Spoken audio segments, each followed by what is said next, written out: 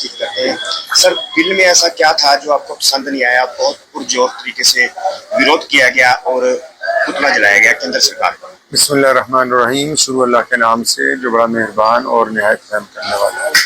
सबसे पहली बात तो ये है कि जो वक्फ संशोधन एक्ट जो है भारत सरकार नया लेके आई, उसमें हम ये समझते थे कि आम मुसलमानों की राय जो है वो लेनी चाहिए। अस्सलाम वालेकुम वरहमतुल्लाहि वबरकातुहू। उम्मीद है आप सब हज़रात खैर आफियत से होंगे। अल्लाह ताला आप सबको हमेशा सलामत रखे।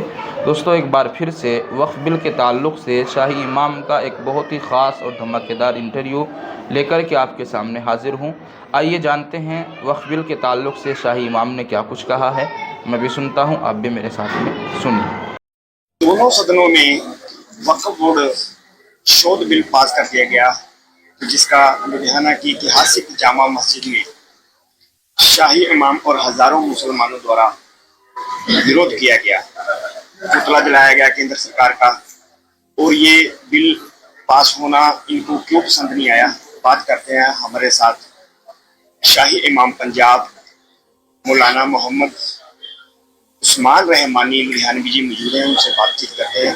सर, बिल में ऐसा क्या था जो आपको पसंद नहीं आया? बहुत पुरजोर तरीके से विरोध किया गया और पुतला जलाया गया केंद्र सरकार पर। बिस्मिल्लाहिर्रहमानिर्रहीम। शुरू अल्लाह के नाम से जो बड़ा मेहरबान और निहायत रहम करने वाला है। सबसे पहली बात तो ये है कि जो वक्फ संशोधन एक्ट जो है भारत सरकार नया लेके आई, उसमें हम ये समझते थे कि आम मुसलमानों की राय जो है वो लेनी चाहिए। अगर आप आम मुसलमानों से पूछते तो उनकी बड़ी समस्याएं ये थी कि वक्फ बोर्ड में करप्शन है, वक्फ बोर्ड की जायदादों पर नाजायज कब्जे हैं और वक्फ बोर्ड की तरफ से कौम के लिए चैरिटी के कोई काम जो है वो बड़े पैमाने पर नहीं। ये तीन बड़ी समस्याएं मुसलमानों की थी। लेकिन इस बिल में ज्यादा जोर जो है वक्फ की म्यूटेशंस प्रॉपर्टीज के चढ़ाने पर दिया गया, उसके इख्तियारात करने पर दिया गया। और फिर ये भी कहा गया पार्लियामेंट में कि कुछ नॉन मुस्लिम्स ऑफिशियल्स को भी उसमें हम ले आएंगे, जबकि वक्फ बोर्ड जो है एक धार्मिक संस्था है। पूरी दुनिया में मक्के की जो बड़ी मस्जिद है जहाँ हज होता है वो भी वक्फ है, वो बाकायदा वहाँ लिख के लगाया गया है और वो हर एक 2 मिनट बाद डिस्प्ले भी होता है कि ये वक्फ संस्थान है। इसी तरह मदीना शरीफ की दुनिया की सबसे बड़ी जो मस्जिद है वहाँ भी। तो ये वक्फ जो है वो तो खुदा की मलकियत है, वक्फ बोर्ड कस्टोडियन होता है, बस इसकी देखभाल के लिए बनाया जाता है। तो जिन लोगों ने देखभाल करनी थी, ठीक है, पार्लियामेंट को यह हक पहुंचता है कि कानून में संशोधन करे और उसमें लोगों का भला होना चाहिए। अब ये इन्होंने कहा कि आम मुसलमान खुश हो जाएंगे, तो वो कैसे खुश होंगे ये नहीं बताया पार्लियामेंट। क्या वक्फ बोर्ड मुसलमानों को पेंशन देगा, गरीब मुसलमानों को? क्या वक्फ बोर्ड गरीब मुसलमानों को बिना सूद पे लोन देगा? क्या वक्फ बोर्ड कॉलेजेस बनाएगा, यूनिवर्सिटियां बनाएगा, कोई हॉस्पिटल की तामीर करेगा मुस्लिम बहुमूल्य इलाकों में? ऐसा कोई जिक्र जो है इस बिल के अंदर नहीं आया। तो मैं ये समझता हूँ कि वक्फ बोर्ड में इस तरह की जो दखल अंदाजी के जी हम वक्फ कौंसिल में भी कुछ मेंबर लेके आएंगे, स्टेट कौंसिल वक्फ में भी कुछ लोगों को लेके आएंगे जो नॉन मुस्लिम्स होंगे, तो ये एक धार्मिक आज़ादी में हम दखल अंदाजी समझते हैं। मैं ये समझता हूँ कि जो मुसलमानों की लीडरशिप है जो इस वक्त भारत के अंदर है, वो अपनी जिम्मेदारियों से भागी हुई है। वो सिर्फ कौम को भ्रमित कर रहे हैं, बस लोगों को डरा रहे हैं कि जी भाजपा ये कर देगी वो कर देगी। वो अपनी बात रखने में नाकाम साबित हुए। भाजपा में भी जो मुसलमान है वो भी सरकार तक अपनी बात पहुंचाने में नाकाम साबित हुए हैं, क्योंकि अगर वो सरकार तक सही बात पहुंचाते तो वक्फ संशोधन एक्ट की तस्वीर ऐसी नहीं होती जैसी पेश की गई है। तो मैं सरकार से ये मांग करता हूं कि आपने जो एक्ट बनाया है इसमें जो 2-3 एतराजात जो हैं आम मुसलमानों के हैं, वो मुसलमान लीडरों के नहीं है। आप उनको किसी विधेयक के जरिए रद्द कर दें, उनकी जगह ऐसा विधेयक लेके आए जिसमें वक्फ बोर्ड को संचालन के साथ साथ करप्शन से जो मुक्त करके गरीब मुसलमानों की मदद के लिए लाया जा सके। इमाम साहब, देश भर में काफी मुसलमानों ने इसका स्वागत भी किया है, इस बिल का, तो उन्होंने लड्डू भी बांटे हैं, तो क्या कारण है? देखिए, हर कौम में हर तरह के लोग होते हैं। अब ये देखा जाता है कि अक्सरियत जो है, ज्यादातर मुसलमानों ने उसमें नाराजगी का इजहार किया है। ऐसी बात नहीं, कुछ लोगों ने उसकी हिमायत का भी इजहार किया होगा। तो ये जो 2-3 बातें हैं, तो इस बारे में हमने सरकार से विनती की है और आज का प्रदर्शन रोज भी इसीलिए किया है ताकि हमारी बात सरकार तक जो है वो पहुंचे। सर, लगता है कि वक्फ बोर्ड जो बिल पास किया गया है तो उसको लेकर राजनीति भी की जा रही है। मुझे तो ऐसा लगता है कि इसमें बिल कम है और राजनीति ज्यादा है, क्योंकि जो सियासी पार्टियां हैं वो मुसलमानों को भ्रमित करने में लगी हुई हैं और बहुत सारे लोग हमदर्दी का इजहार कर रहे हैं कि जी हम मुसलमानों के लिए ये करेंगे वो करेंगे, चाहे वो बिहार के मुख्यमंत्री नीतीश कुमार हों चाहे चंद्रबाबू नायडू हों। तो मैं मुसलमानों को भी कहना चाहता हूं कि वक्फ के नाम पर जो सियासत हो रही है इससे वो बच कर रखें, किसी के बहकावे में आके कोई गलत काम ना करें, बल्कि जो दस्तूरी तरीका है कि भारत में आपको स्वतंत्रता दी गई है इस बात की कि आप किसको वोट डालें किसको ना डालें, तो अच्छे नुमाइंदों को लेके आइए जो आपकी बात पार्लियामेंट के अंदर कर सके। सर, लगता है कि सरकार आपके विरोध प्रदर्शन के बाद बिल वापस लेगी? देखिए, ये जरूरी नहीं होता। ये जितने भी प्रदर्शन होते हैं, ये बातें होती हैं, ये संवैधानिक तौर पर लोकतंत्र में हक दिया गया। अंग्रेजों के समय में किसी को प्रदर्शन करने का हक नहीं था। यही भारत की खूबसूरती है कि आप भारत में अपनी बात जो है वो आजादी के साथ रख सकते हैं। अब उसका सुने जाना, जल्दी सुने जाना या देर से सुने जाना, वो एक अलग मैटर है। किसी शायर ने कहा है कि तू इधर उधर की न बात कर, ये बता कि काफिला क्यों लुटा। तू इधर उधर की न बात कर, ये बता कि काफिला क्यों लुटा। मुझे राहजनों से गिला नहीं, तेरी रहबरी का सवाल है। कल कुछ मेहमान आए तो उनमें एक नौजवान था, मुझे कहने लगा मौलाना साहब वो लड़कियां हमारे यहाँ बड़ी मुर्तद हो रही हैं। तो मैंने कहा कमबख्तो तुम्हारी वजह से तो हो रही। तो हजरत आप नाराज हो रहे? मैं नाराज नहीं हो रहा, तुम ही तो कहते हो कि कुरैशियों को लड़की देंगे, अंसारियों को देंगे, पठान को देंगे, और जो शादी करेगा तो 4 चक्के लेके आएगा। ये बदबख्ती तुमने तो फैला रखी है, ये पड़ोसियों ने या गैर मुस्लिमों ने कर रखा है। रिश्तों में ये रकावट किसने खड़ी की? वक्फ बोर्ड जो मर्जी कानून पार्लियामेंट बनाए। अरे जिन्होंने अपने लोगों को पार्लियामेंट में भेजना ही नहीं है और जिनको भेज रखा है, जिनको अपना लीडर बनाया, जिन मौलवियों को, जिन लीडरों को, उनमें से तो किसी ने इस्तीफा ही नहीं दिया। उनमें से तो कोई इस्तीफा दिया ही नहीं किसी ने। वो तो कह रहे जी धरना लगाए। धरना लगाओ, धरने लगाने से क्या होगा? तुम ये क्यों नहीं कहते कि अपने लोगों को जिता के पार्लियामेंट में भेजो जो तुम्हारी बात करें हुकूमत के साथ बैठ के। उल्टा रास्ता बता रहे। फिर कहेंगे जी मौलवी साहब तो उनका तो काम है, मौलवियों के खिलाफ बोलना काम नहीं है, बददियानत लोगों के खिलाफ बोलना हमारी जिम्मेदारी है। पिछले 75 सालों में जितने सूबों के वक्फ बोर्ड हैं, बताओ किसी मुसलमान को उन्होंने लोन पर पैसे दिए बिना सूद के कि तुम कारोबार कर लो? किसी मुसलमान को घर बना के दिया गरीब को? किसी सूबे में मुसलमानों को अस्पताल बना के दिए, कॉलेज बना के दिए, कोई यूनिवर्सिटियां बनाई हैं?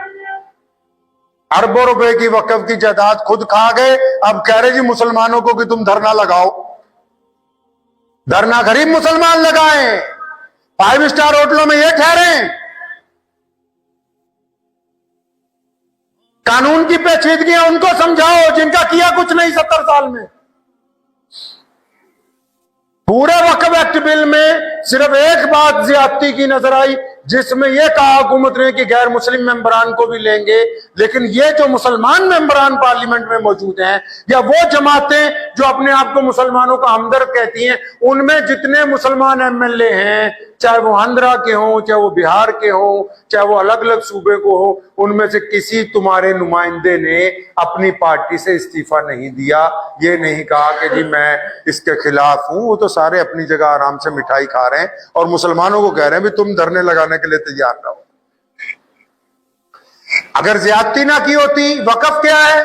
वक्फ का मालिक वक्फ बोर्ड नहीं है। सरकार को भी कहना चाहता हूं, वक्फ बोर्ड मालिक नहीं है, हुकूमत मालिक नहीं है। हमने जो जायदादें वक्फ की, जो सोशल मीडिया पे लोग कह रहे हैं कि जी वो वक्फ तो इस्लामी मुल्कों में नहीं आ रहे, मक्के में जाओ, सबसे बड़ी मस्जिद में वो जो आज सबसे बड़ा टावर बनाया ना, जिस पर घड़ी लगाई है, उसमें दिन में 200 बार डिस्प्ले पे लिखा होता है कि ये वक्फ है अल्लाह के नाम के ऊपर की मस्जिद। कौन कहता है कि वक्फ नहीं है इस्लामी मुल्कों में? दुनिया की बड़ी दोनों मस्जिदें, मस्जिद हरमैन मक्का शरीफ और मस्जिद नबी मदीनतुल मुनव्वरा, वो भी मुसलमानों के वक्फ है। उनमें भी लिख के लगाया गया है कि वक्फ इल्लल्लाह है, ताकि मुसलमानों को पता हो ये किसी बादशाह की मलकियत नहीं है। बादशाह ने लिखा है, जो हमारे एक्ट में कि बादशाह, मक्के का बादशाह कस्टोडियन है। कस्टोडियन मतलब रखवाला है, वक्फ बोर्ड मालिक नहीं है। वक्फ बोर्ड को तो सिर्फ हमने रखवाला बनाया था किस काम के लिए, कि अल्लाह के नाम पे जो जायदादें दे दी हैं, इनसे जो किराया आएगा भाई, इनसे मस्जिदों में इमामों को तनख्वाह देना, इससे गरीब मुसलमानों को, मुसलमान बेवाओं को पेंशन देना, इससे कोई दवाखाने खोलना जिससे मुसलमान गैर मुस्लिम भी फायदा उठा लें, इससे कोई स्कूल और कॉलेज बनाना जिससे आम लोगों के बच्चे पढ़ लिख जाएं, इससे कोई गरीब लोगों को पैसे दे देना जिससे वो अपने घर की छत डाल लें। तो किसी वक्फ बोर्ड ने कुछ ऐसा तो किया नहीं है। रंज तो उस पे होता है ना, कुछ सही काम कर रहा हो तो उसके साथ ज्यादती हो गई। चमन के वो खुद परस्त माली जिन्हें खिजा रास आ गई हो, वो क्यों कर ये दुआ करेंगे चमन में फसलें बाहर आए।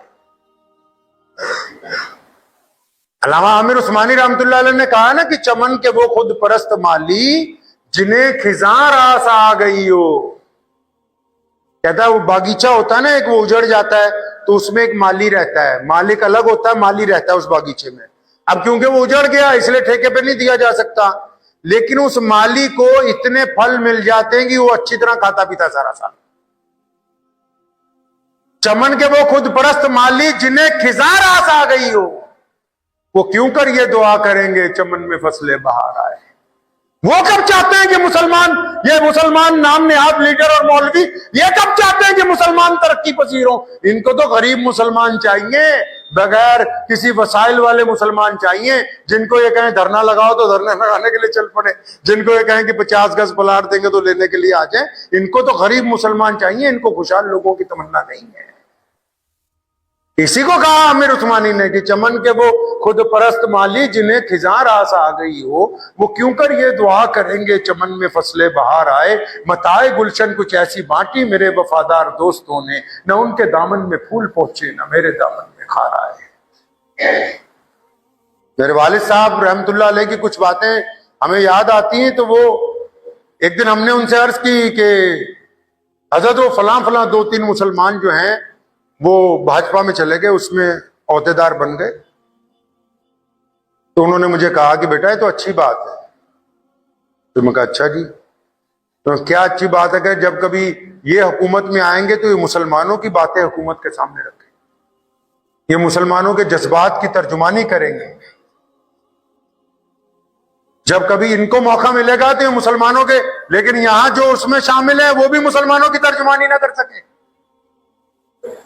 वो भी हुकूमत को ना बता सके भी हमारी जरूरतें क्या हैं, हम क्या चाहते हैं। हुकूमत तक तो अपनी बात पहुंचाने का मसला है ना भी, कौन लोग अच्छी तरह अपना मुकदमा पेश कर सकेंगे। आपने अच्छे वकील ही नहीं बनाए। मिसाल के तौर पे जब चुनाव आया, आपने कहा कि हम तो अपनी बरादरी के नाम के ऊपर खड़े होंगे, हम तो सिर्फ अपने मसलक वालों को देखेंगे। तो फिर जब आप हैं ही अपनी बरादरी के ऊपर कारबंद, तो मैं ही नहीं समझता कि आप किसी और की बुराई करने लगे, जबकि आप अपनी खामियां खुद दूर करने के लिए तैयार नहीं है। तो इसलिए ये मशवरा देता हूं मुसलमानों को कि किसी के बहकावे में आके कोई गलत कदम मत उठाना। कानून बनते हैं, हमेशा बनते रहेंगे, बदलते रहेंगे। ये देखो कि आपको अच्छे नुमाइंदे कैसे मिलेंगे। किसी के भड़काव में आके किसी के साथ लड़ने मत जाना, लेकिन ये देखो कि आपकी नुमाइंदगी बेहतर कैसे होगी आइंदा। आप अपने में अच्छे लोगों को कब आगे लेके आएंगे जो आपकी बात हुकूमत के सामने रख सके।